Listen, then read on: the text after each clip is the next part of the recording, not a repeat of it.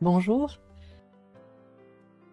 je suis avocat à Bordeaux depuis une vingtaine d'années et je suis spécialisée depuis 2013 dans l'évaluation et l'indemnisation des dommages corporels. Sur Bordeaux, je me déplace dans toute la France et donc j'accompagne les victimes d'erreurs médicales, d'accidents de la circulation, d'agressions, d'accidents en tout genre pour la reconnaissance de leurs droits d'indemnisation et l'évaluation de leurs dommages corporels. C'est important parce qu'il y a véritablement un déséquilibre entre une victime, personne physique, et l'assureur ou le fonds de garantie qui va devoir l'indemniser. Je pense que, en fait, c'est dans l'essence même de mon travail. J'aime accompagner les gens, les aider à faire reconnaître leurs droits dans des situations parfois très difficiles et avec véritablement, encore une fois, un déséquilibre au niveau des forces en présence.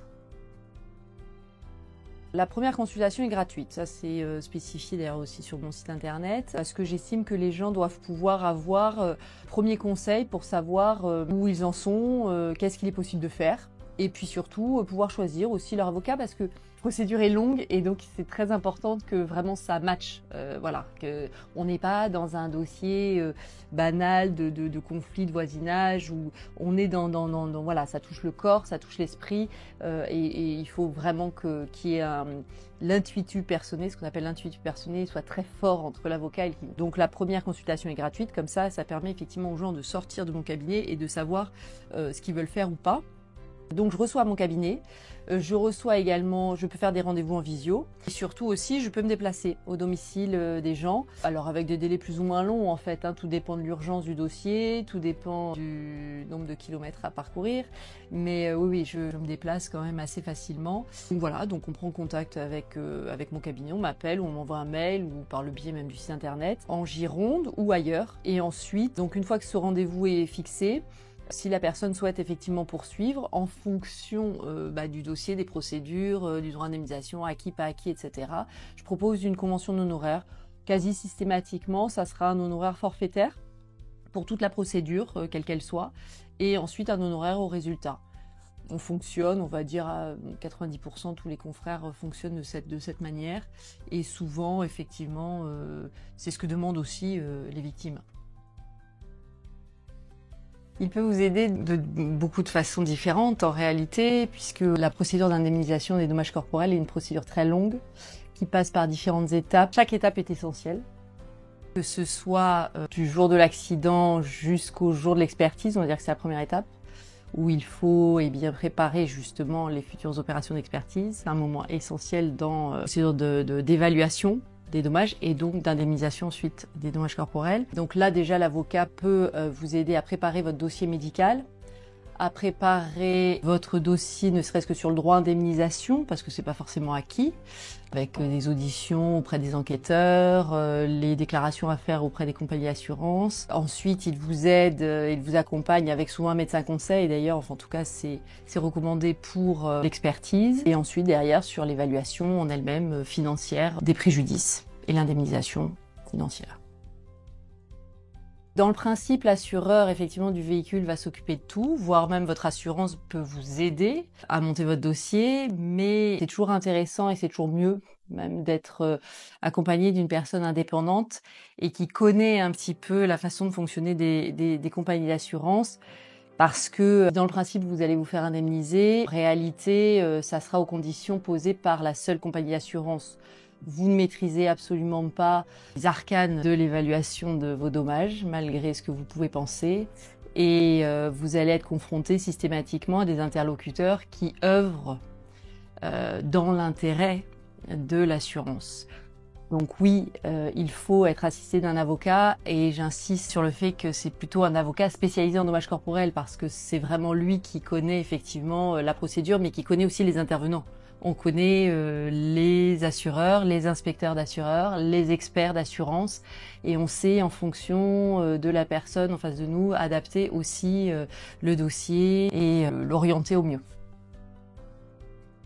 Alors, en matière de responsabilité médicale, quel que soit le professionnel de santé ou l'établissement de santé dans lequel vous avez eu ce problème, eh bien, il faut savoir qu'il y a effectivement une prescription qui est de 10 ans à compter de la consolidation de vos blessures, si je puis dire, enfin du problème. Donc le délai de prescription est quand même assez long, même si bien évidemment il faut se méfier. Il ne court pas à compter de l'accident médical, mais à compter de la consolidation.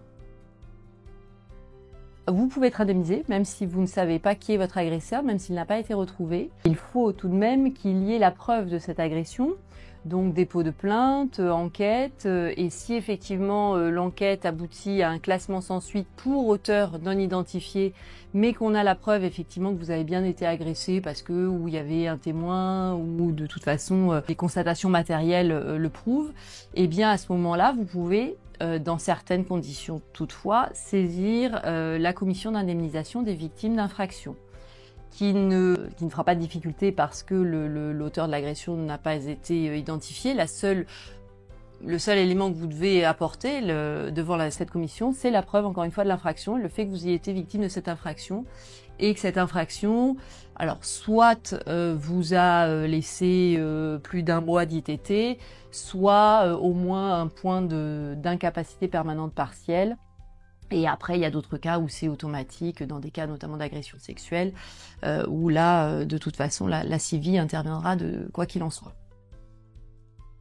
Alors, tout dépend. Accident de travail, ça peut être un accident de trajet, donc un accident de la circulation, auquel cas on tombe sous la loi de 85, et donc c'est pas l'employeur, mais bien sûr le tiers responsable dans l'accident de la circulation. Ça peut être également une entreprise tierce, et auquel cas c'est effectivement de la responsabilité de l'entreprise tierce, et on tombe ce qu'on appelle sur le droit commun, avec une indemnisation de tous les postes de préjudice.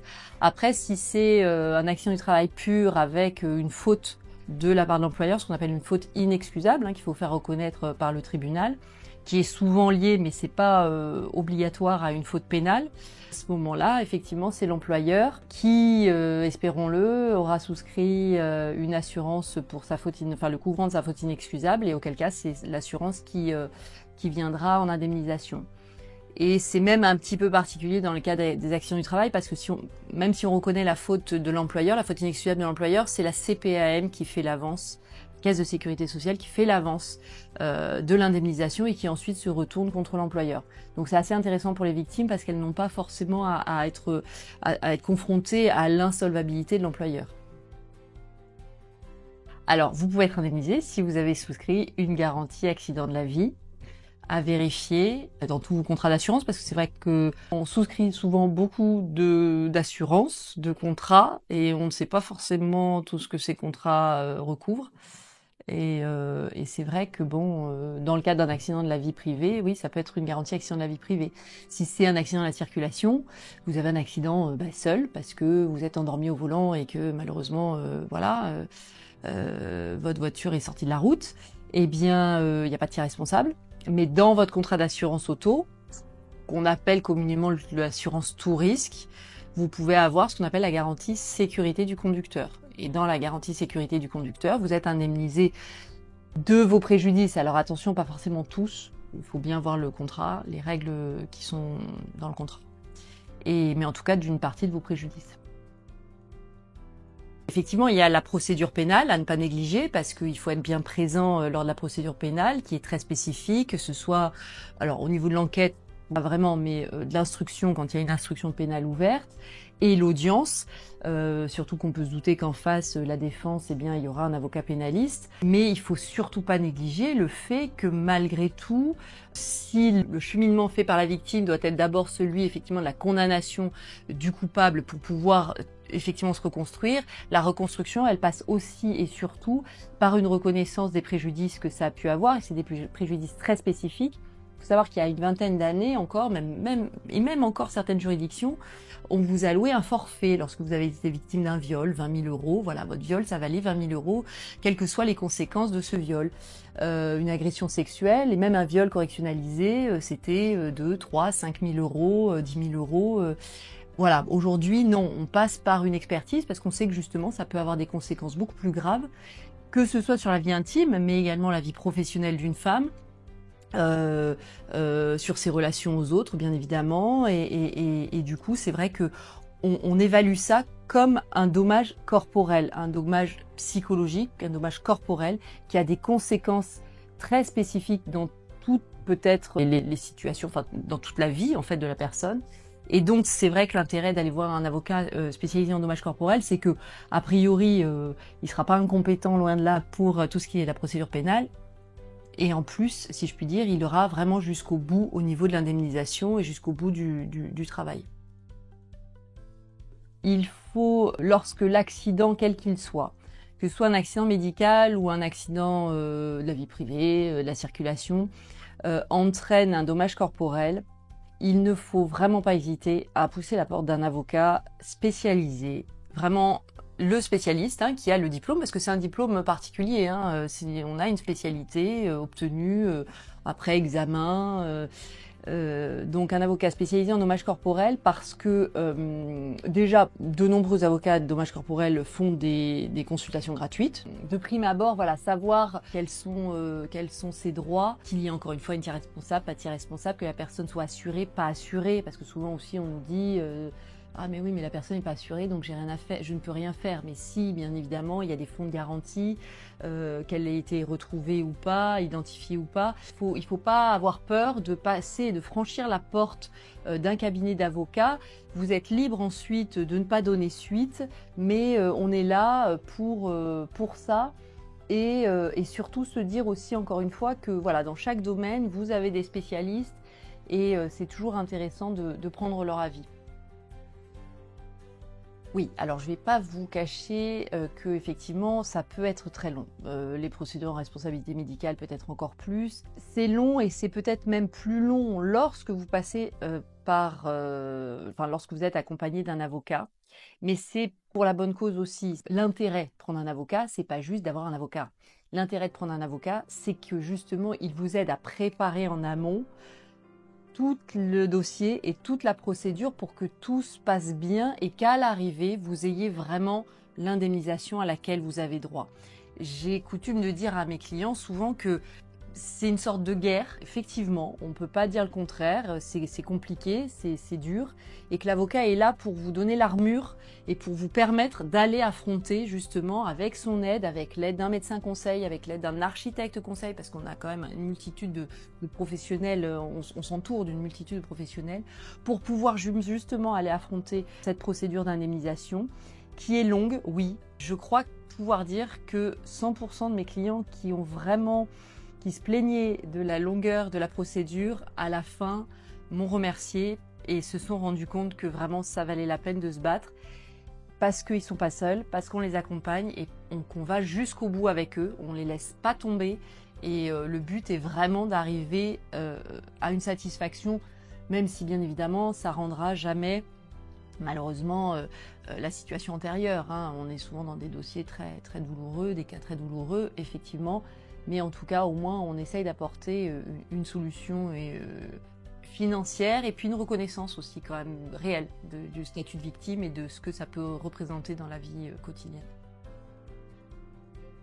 Alors oui, c'était complètement effectivement différent et c'est vrai qu'on fait souvent l'erreur de penser que l'assurance de responsabilité civile peut intervenir pour indemniser ces préjudices. En réalité, non. La responsabilité civile, comme son nom l'indique, c'est si je suis responsable d'un accident, cette assurance viendra couvrir ma responsabilité.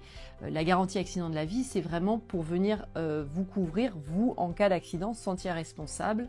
Et donc, c'est vraiment une garantie à part.